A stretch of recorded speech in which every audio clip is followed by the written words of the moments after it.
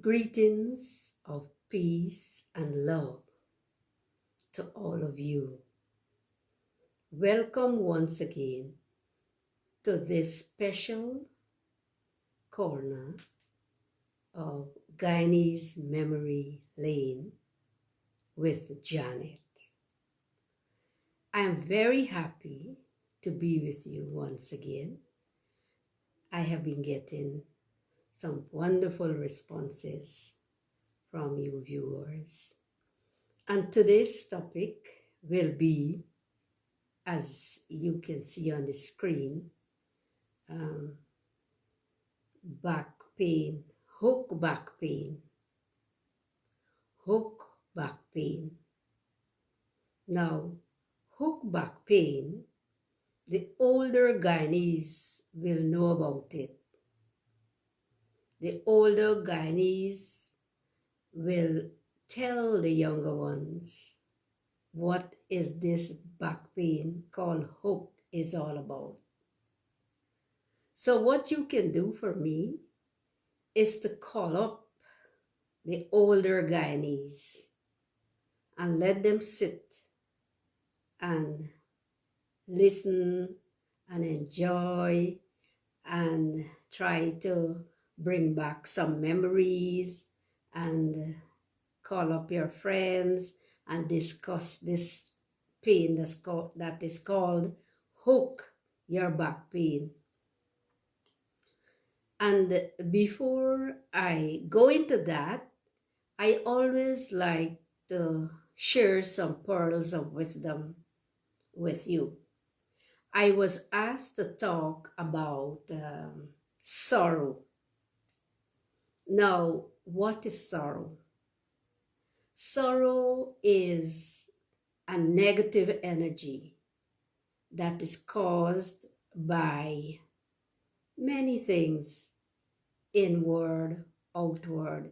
You know, sometimes you sit and you remember some bad memories and it makes you take sorrow. It makes you sad. But sorrow does not belong to you. It does not belong to me. Sorrow belongs to itself, isn't it? It's a negative energy, as I said. And this energy is erupted within due to an incident caused on the outside world or even within the self. Sometimes we see something happen and it can bring sorrow, or we hear bad news and we become sad, or we do something wrong and feel guilty and we take sorrow. There are sorrow of mankind. Example, my son is dead. My wife has left me. There is sorrow of even seeing one suffers. Of those who are poor. Sorrow of who can't read nor write. Sometimes we think it is my sorrow. You don't own sorrow. Sorrow owns itself. Example, COVID-19. COVID throughout the world makes people feel sorrowful. We kill nature just by a gesture. We kill millions with just one bomb. There is sorrow of diseases and pains, sorrow of people not striving even though they are working feverishly. Sorrow is not something romantic, you know. It is a dreadful thing. Sorrow is something that it concerns all of us. It's an anxiety that's causing problem in man's life. Some take drugs to escape it. Some go on vacation. Some eat a lot. Some take sleeping tablets. Some even takes off on others who are around them for no reason at all. Sorrow is a close friend to anger. Remember? I repeat, sorrow is a close friend to anger. So, you know what it can lead to? It can lead to many bad things in your life. You can even be at the verge of committing suicide because of sorrow. You lose reputation because you might do something during this sorrowful moment, and it might cause you to lose your integrity, your dignity, your respect, your patience, your tolerance. Yes, it lowers your character. There are 6 vital things that can help you to enhance life when this thing that is called sorrow engulfs you. 1, you exercise the mind, the body, by the use of 3 important powers. There are 3 important powers that can help you. Yoga power. You can do hatha yoga, that is physical yoga, doing postures and so. Or you can do Raj yoga. Raj yoga is the king of all yogas. You know why? Because this type of yoga helps you to make that connection with the Supreme Being. The Supreme Mind makes connection with your mind. And when your mind is in union with this Supreme Mind, you can do wonders. You can overcome all these hurdles in life, my friends. And the second one is called knowledge power. You know, they say experience is the best teacher, isn't it? How many of us understand this little sentence, experience is the best teacher? You know, when you're growing up and you are interacting with people, you learn so much. And when you become ageable, you tend to accumulate experiences in life. So much so that you can teach others.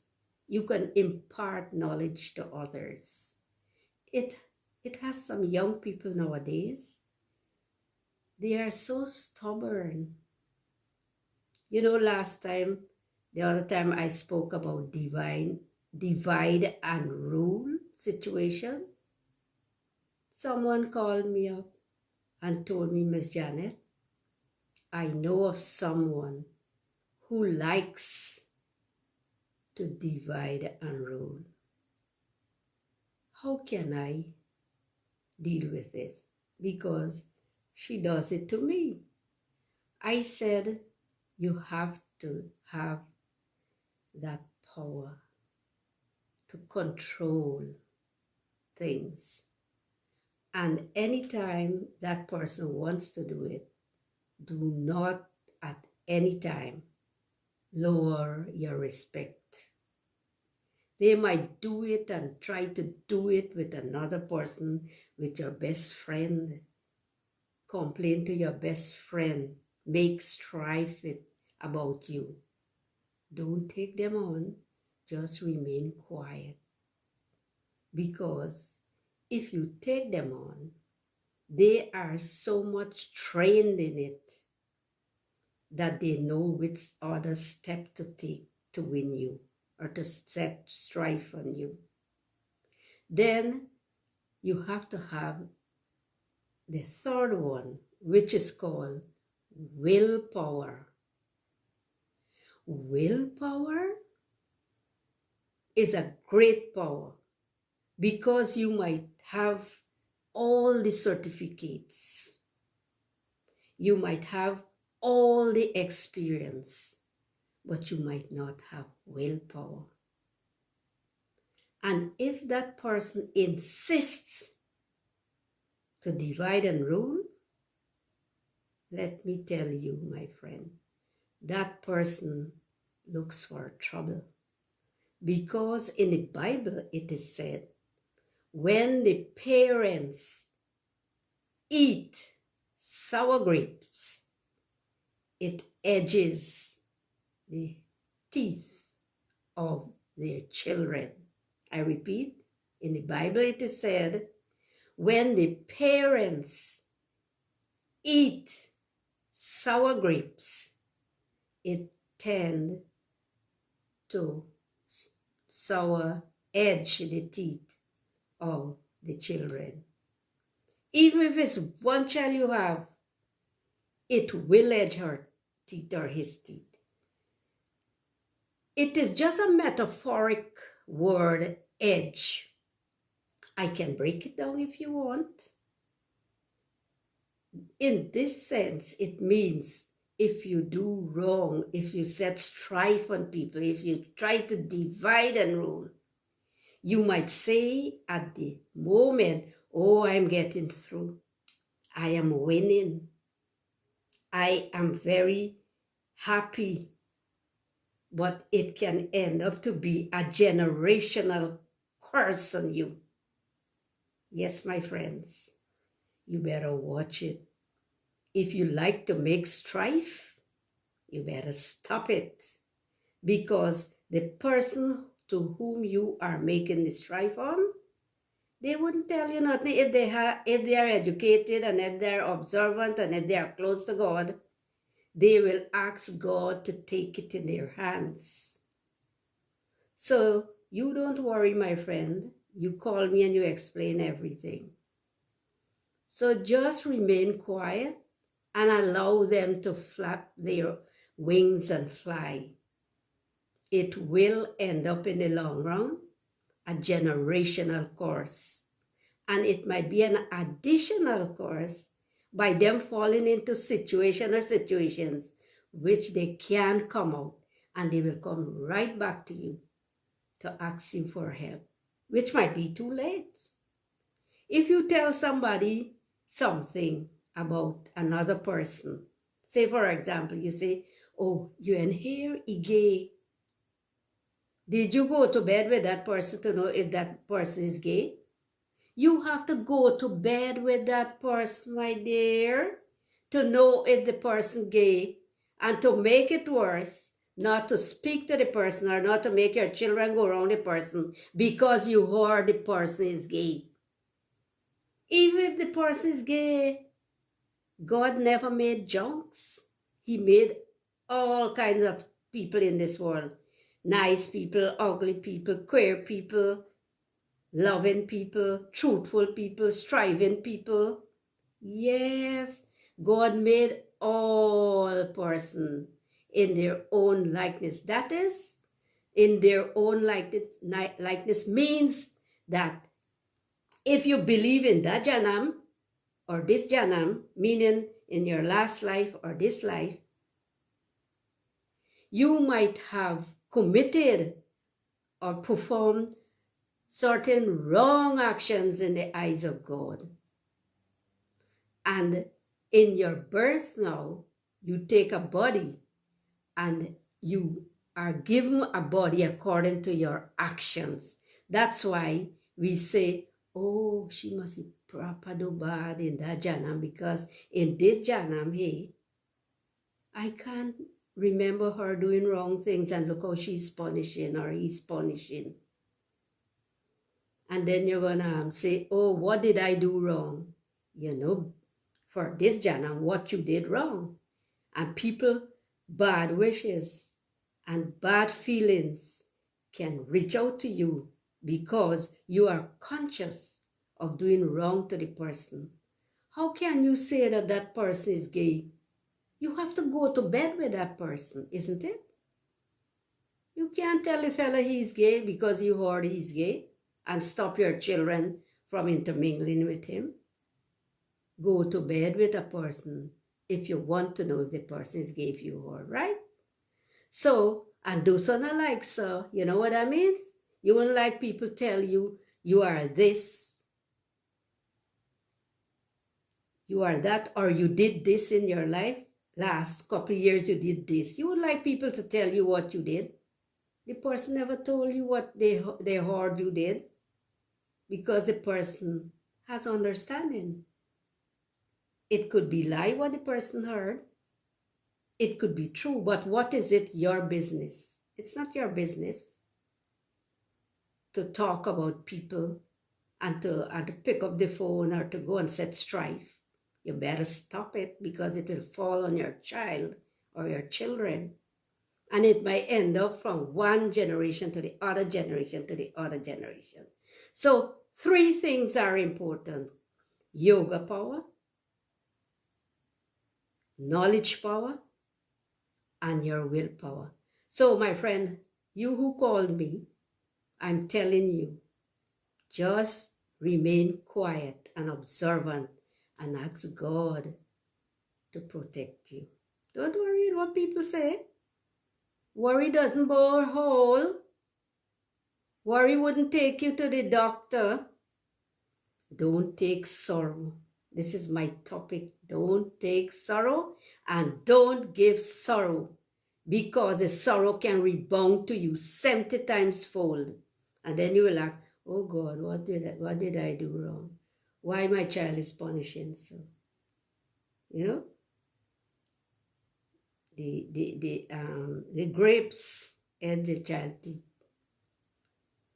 Not only physical, but mind yoga, as I told you, Raj Yoga, the king of all yogas, right? Knowledge, you don't have to have, like I said, diploma and all them with certificates and so. Use your wisdom and your willpower. I want to overcome this sorrow, and I am using my willpower to do so. Tell yourself this. If you have a sickness to talk people name, or if you have a sickness to set straight, my friend, my best advice to you, get close to God. Wash your laundry mat. Wash your dirty laundry mat with yoga and knowledge. There are some people who use self-power. Example, divide and rule, as I say. And they think they are getting through, man. And they're telling you, oh, I am enjoying it. But you don't pay for the act now. Your action that you perform will rebound to you, as I said, according to the scripture, 70 times fold, right? So those of you, oh, Savi, thanks for joining me. How I guess the weather in Canada is very hot. In Guyana, we have mixed weather. We have rain, we have sunshine, and Jaipal Amy saying, very good, Miss Janet. Thank you. Maybe you understand what I'm talking about. Maybe you have experienced it too. So don't give sorrow and don't take sorrow. It's an abominable act.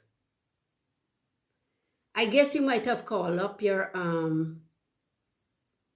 friends, Guyanese friends, to let us talk about hook the back pain. Hook the back pain. I guess many of you data. I guess you remember hook in Guyana. Oh, very beautiful weather over there. That's good news. Look what's happening in New York and elsewhere. People are taking grave sorrow. People are dying,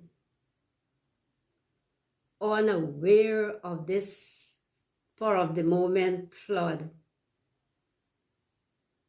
We have to look out for each other. We can't set in strife on each other. It's an abominable act, and curses will fall on you and your children. Okay? So today we are going to talk about hook, the back pain. You know, long years ago, yes, Avi, you say, yes, I remember hook the back. Well, you better tell me something. Those of you who are joining me, please tell me something about hook the back pain. So this is what I want to share with you. Hook the back pain. This is a back pain which people say, none doctor can cure because when you go doctor, he go give you mostly one injection and he go give you painkillers, isn't it? In Guyana, they do that. When this thing work out, that is the injection and the tablets, you're gonna gain pan square one. That is, the pain in the back start again. The doctor will continue to give you this injection and tablet, and still you come back. Them glad when you go, you know. Them glad when you go, them doctor glad when you go visit them, because every time you go, you got to pay, you got to buy tablet, you got to give injection, and the fooling around takes place, isn't it? Yes. And when the pain come back, the doctor will continue to give you this thing, this tablet, this thing, and still when he come back, you start forget this ghost, isn't it? Say, man, this pain a come back, what me must do? You start forget this angry and start forget distress and disgust and frustrated, and people go advise you for go outside doctor. These are years ago, you know. Go outside doctor. You know, when you fall down, you know, go doctor. You go mama and the daddy go make some sugar water and give you for drink. That is the cure, isn't it? So I will talk about hook the back pain. So when the people tell you for go, you go a one of them man who you know born with them foot first when they come out into this world. And say when them the people born with them foot first into the world, yes, that people who born with their foot, yes, when they born with them foot, them said them, these people can help you. So this man I go, this sick man, I go with the back pain at this person who born with them foot. And this man, sometimes he just take one knife and he just put them across the back and he just say one mantra. Okay? And he gonna do 1, 2, fine, antar too. So all and all body can do it. So when he go and he this man don't put this knife across the back, guess what? He go tell the man lie down on his face, and then he go tell the man sit down in a kind of a way for lay back him, and the man go take the foot, one of the foot, and put him on his neck and stroke him down like this. 1, 2, 3 times.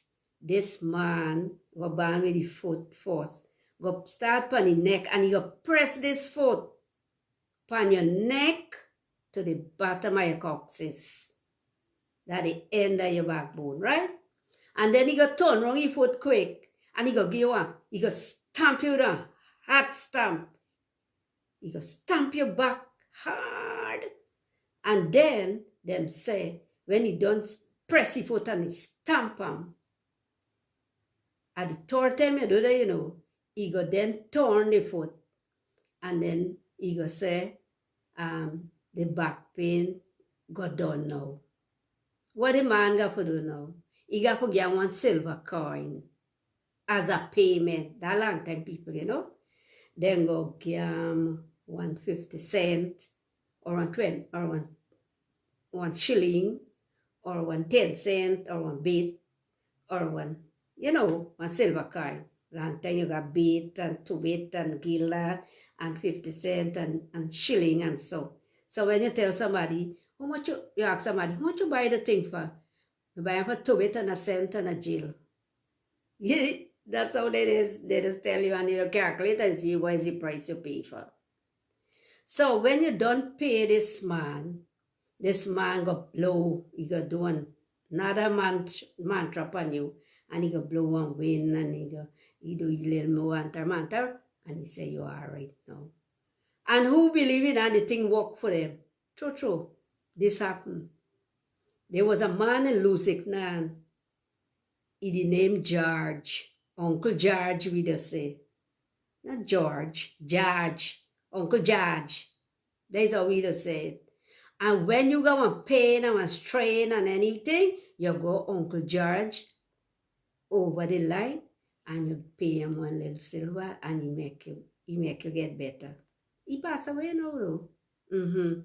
Now when your back are hot you non-stop, you drink this tablet, you drink that tablet, in our help. So what you do? You go doctor.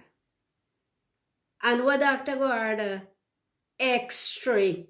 You say you got to do one X-ray.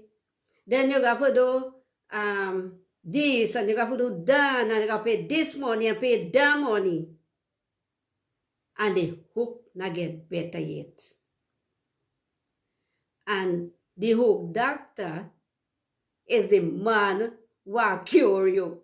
Nowadays, you know, got hook doctor, any little body who born with them foot, who believe in it though, who born with them foot outside first in the world, you tell them, give you one kick, and you tell them the detail how to do it. From top, you put them on your neck, and then you press your foot till you meet at your bottom of the backbone, and you turn it 3 times, and you turn the foot, and you give them a hot stamp of the kick. And if you don't do the first time, you do the second time, you do the third time. Right? So that is the end of hook back pain. So those of you who can remember it, I see Shemi sing, she do kick people back. Oh, she said when the victim don't get kicked, she just kick back people. I never heard of that. If I understand what you are talking about. I never heard you just got kicked back, the people. Or is joke you making, girl? Yes. So we are here to discuss this hook back pain. Sometimes they just say now, oh, your sciatica nerve. Oh, you must have fallen when you were little and now the pain a tell upon you. Or somebody walk on you and you can't get better. Kind of thing people want to tell you now what nowadays. People in for money. People in for make you forget franking and take sorrow. You don't want to take sorrow. Sometimes when you design a fulfill too, you take sorrow. Sometimes when you like somebody and the body not like you, you take sorrow. There are different degrees of sorrow. But don't give sorrow. Don't you give sorrow. And there are people who are very, very smart. They are very smart in dividing and rule. They are very smart to win people. But poor people, let me tell you, my friends, if you are smart to win people, there's a law, a very incognito law, and it states whenever somebody is innocent of you smarting them, you get so much sorrow in your life. You come to face up with so many sorrows in your life. So much so, them so much that you can't even deal with it. You might even want to commit suicide. The sorrows so much, and then you have to say, oh, how wild is. Two things: to give sorrow to a person who are close to God and doing godly service, and to give sorrow to a person who is very innocent of you taking advantage of them. I know of a person who does that. And she feels that she will get on with it by moving somebody out of the scene who are observing her to be clever and opportunist. This person is an opportunist. She tries to grab and grab and grab. You have to work for whatever you want. When you want something, if you don't make like this, my friend, it will not serve you. S-E-R-V-E. It will never serve you because you didn't sweat for it. Make sure you understand what I'm talking about. An observant person, a knowledgeable person, an experienced person, you can win them if you're young. You can never win them if you're young. More so if them always trying to serve God. You can't win them. Don't struggle yourself. You can't win them, my friend. So try to be happy by making others happy. Who is this? Indira Ramkisoon Hicken. Who is that? I remember you, Miss Janet from LBI. You can tell me a little bit more about yourself. Did you go to school where I taught? At many schools I taught. I taught at Commons Lodge Secondary. I taught at St. Joseph High School. I taught at Bladen Hall Secondary. I taught at Queen's College. And I used to do evening classes. So if you tell me which school you went to and you describe yourself a little bit more, what subject area you were or anything like that, I might remember you. There are so many students, thousands and thousands, who have passed through my hand. And I always treat them like my children, like my own children, despite of their race, their color, their creed, their makeup, their deportment, their nature, despite if they're looking gay, despite whatever, I always hold them to my heart. You ask any of my students who pass through my hands, any of my students who pass through my hands, my friend, I don't think any one of them will say anything negative about me because I always treat them with love from my heart. I don't look after if they're black or white or yellow. But when you come to me with being smart, I can smart you with my silence. Again, I'm telling you, better stop it. Vicky Deuchan. Good night, Auntie Janet. Is Vicky. Oh, I remember you, Vicky. You did my razor wire around my fence at my house. Hi, nice seeing you. Happy weekend to you and your family. The little boy might have grown a big boy now. Yes, you can call me or visit me at my home. I have a piece of job for you. Yes. So remember the 3 powers that you can use in your life: yoga power, knowledge power, and your willpower. You cannot have willpower if you don't open the door for this power to enter. I mean, open the door of your heart. Open the door of your heart to allow God to enter, to allow happiness to enter, to allow truth to enter, to allow good vibrations to enter. If you don't do that, you will not get willpower. Willpower is a power that enhances your life.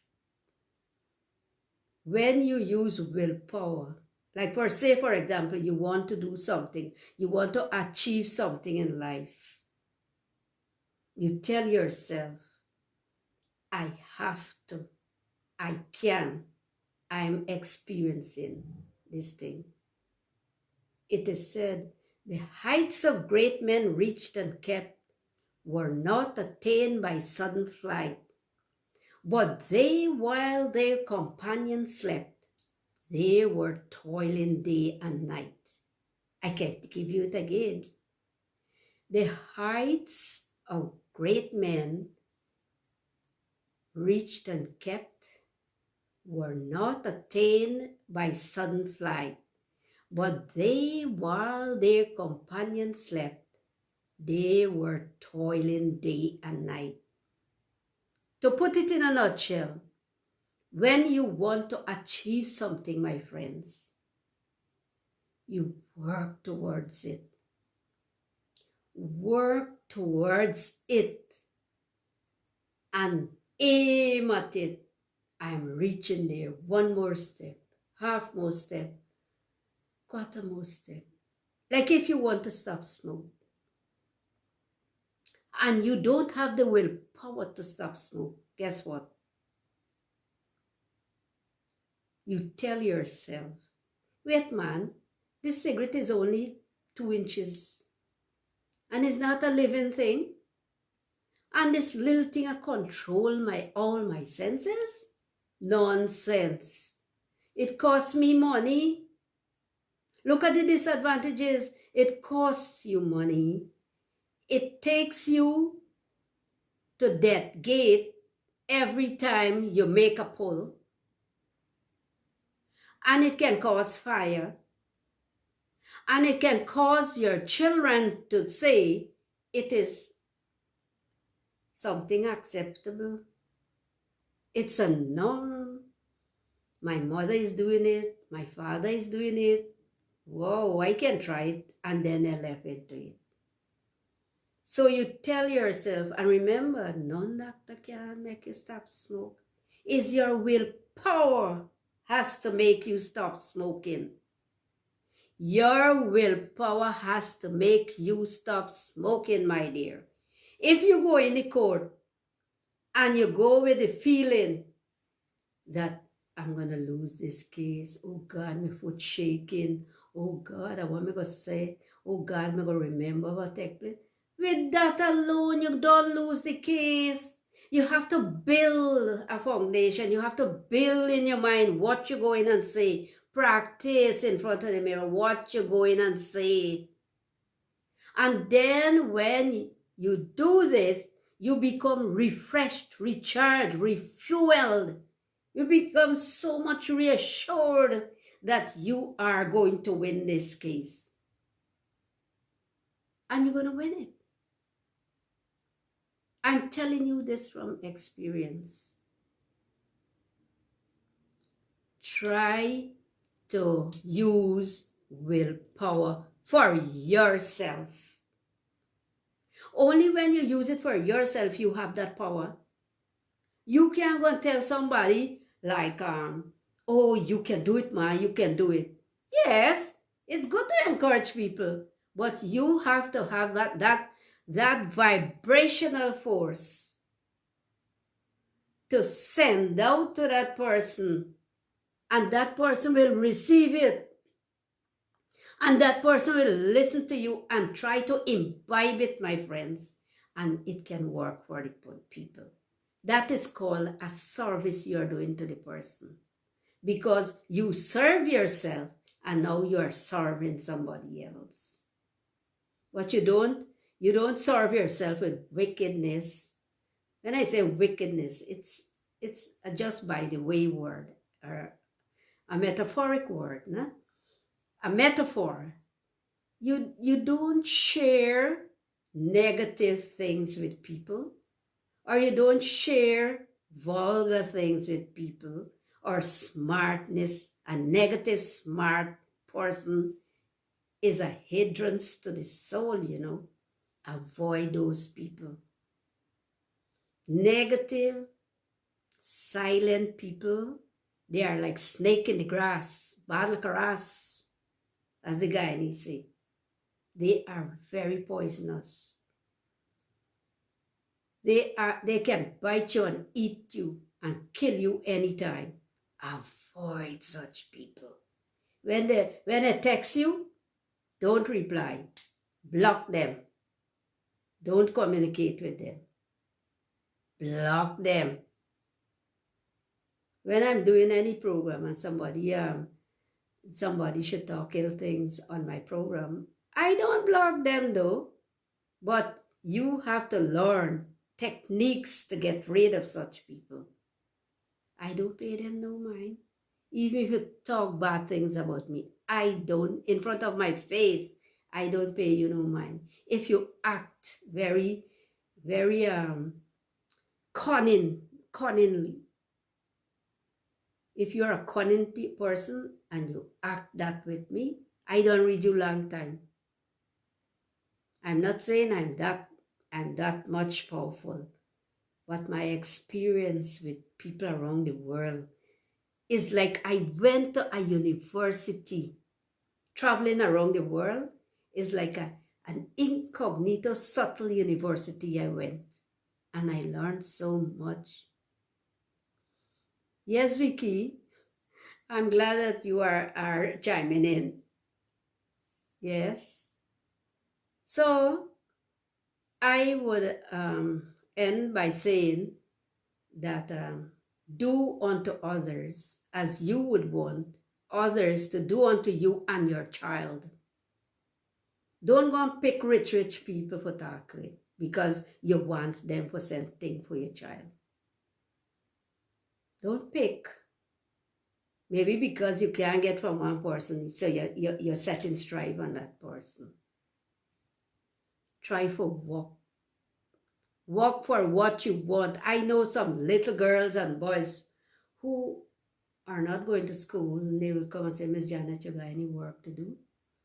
I say, aren't you going to school? Oh, miss, we ain't got tablets, we ain't got a computer, and I want to help out in the home.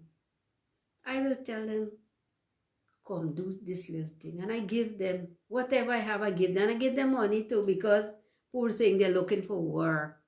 Imagine those little boys and girls looking for work, and it got big women just want to grab for free, and because they can't get from you, they're setting strife on you. Isn't it? I guess you have encountered that kind of people. And when you could read them inside out, they don't know you could read them, you know.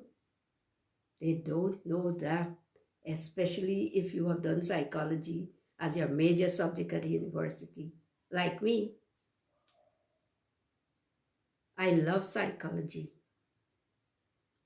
And going into spirituality made me understand people so much so that even if they speak, what kind of words they use, I can pick up their gesture, their cunningness, if there is such a word.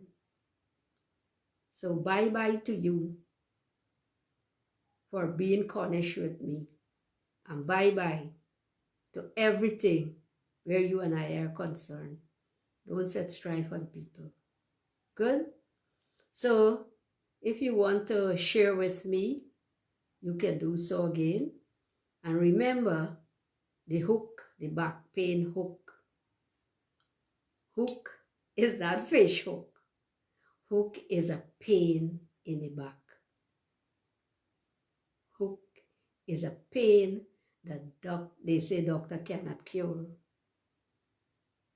Daughter, you remember your father used to help people with pain too? Even when I was in Canada, he treated me. Yes, Mr. Singh from Annandale. He had a shop. He used to live by Annandale Secondary School on the East Coast. I used to go to that school. And Mr. Singh was quite a great person in this field of, like 19, we use the word night. Night your skin, massage your body, and make you feel good. You can massage people's mind too, you could do that?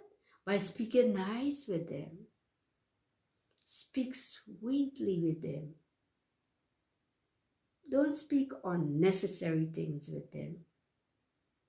Speak quietly with them. Make them feel soft. Don't make them hard and passionate and ignorant. And let them feel accommodative. Massage them with good feelings and good words and the tone that you use to speak with them, And even your children, speak with your children nicely, softly, gently, and your children will respect you. Your children will love you more. Your children will get closer to you.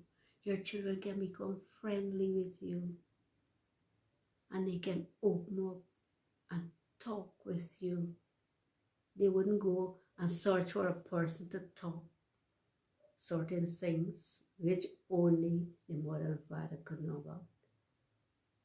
So parents, at this stage, we all need love. We all need peace. We all need some kind of silence.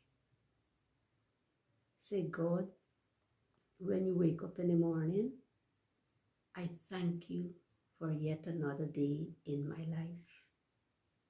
I thank you for everything that you have done for me, that you are doing for me, and that you will continue to do for me.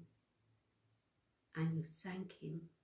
Before you sleep, say, God, I thank you for make my day very successful. I thank you for everything that you have been doing for me in my life. I am going to sleep with you. I'm going to hug you. I'm going to be under your canopy of love. I'm going to be under your protection, your guidance. Talk like that to God. Sometimes some of us have desires and we say, God, I want this, I want that. God knows what you want. He is going to look after your needs, not your wants.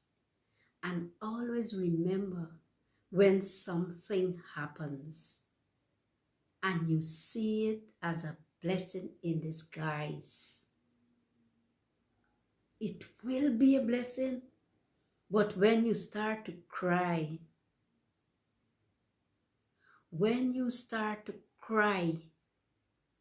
how do you think God will feel? God will say, every time this child speaks to me, this child always crying out. In devotion, when we go to worship in the mandirs or in the masjid or in the church, what do we say? We praise God. Praise God from you, our blessing soul.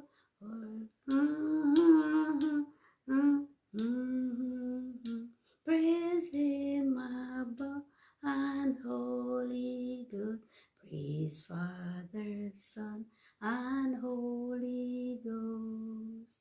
Amen. We say that in the church. You praise God.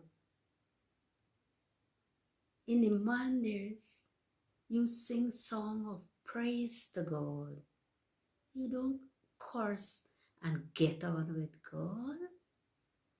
Hi Panditji, nice to see you. Namaste. Stay safe as well. Yes, Pandit Rajan is over in America there. I hope you are very safe there in New York. And I was talking about taking sorrow. You know, we should not take sorrow. We should not give sorrow.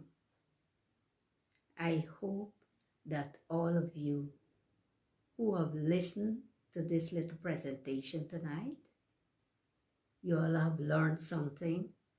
You all have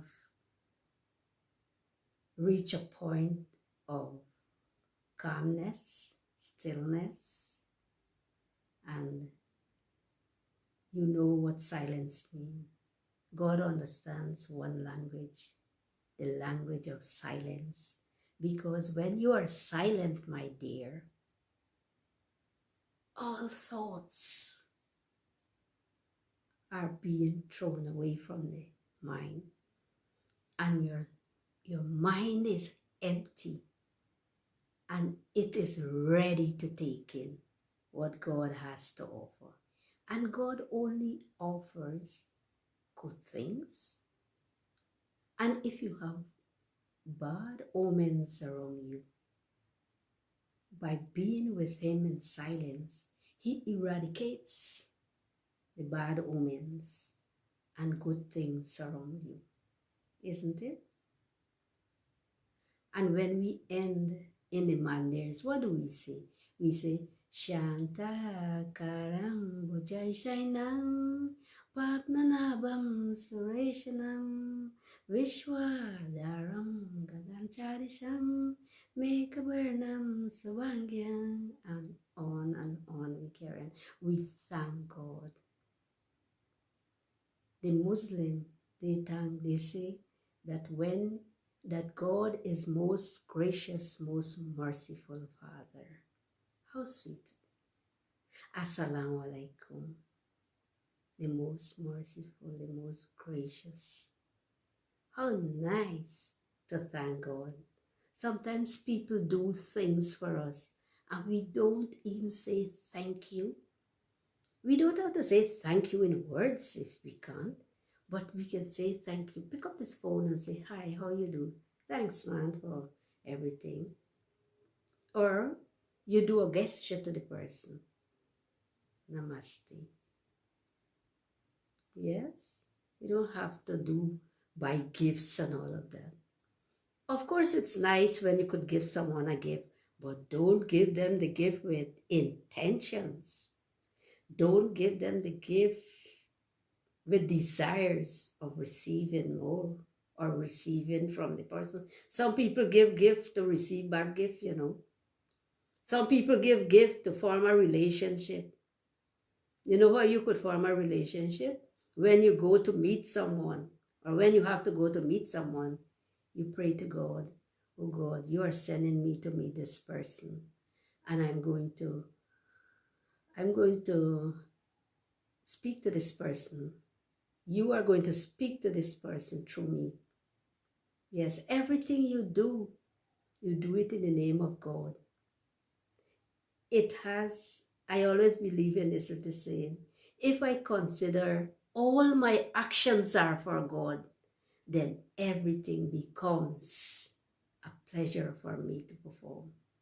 Or I repeat, if I consider all my actions are for God, then every action becomes a pleasure for me to perform.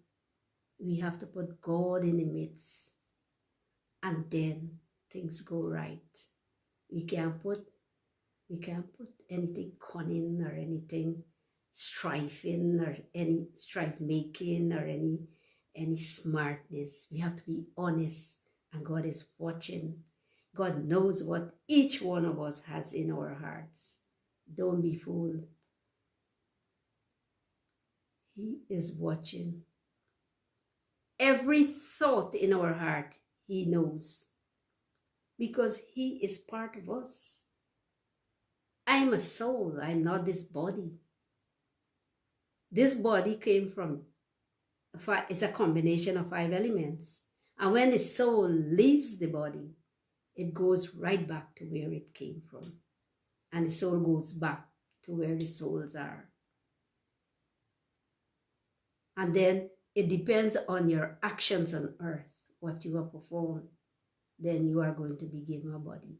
Why you think nobody has the same, exact same body like another person? Because none of us in this world can never do the same action over the years.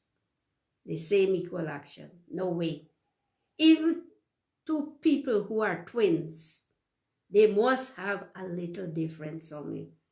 Either a mole hair or a something somewhere. So everybody's action is altogether different. So that is why even our thumbprint, millions of us are on earth, and each one of us has a different thumbprint. A different mind. Nobody can read your mind. Nobody can see what is in your mind, but you can observe what a person has in the mind, little bit, depend on the words the person say, or the action the person perform. I mean more than one time.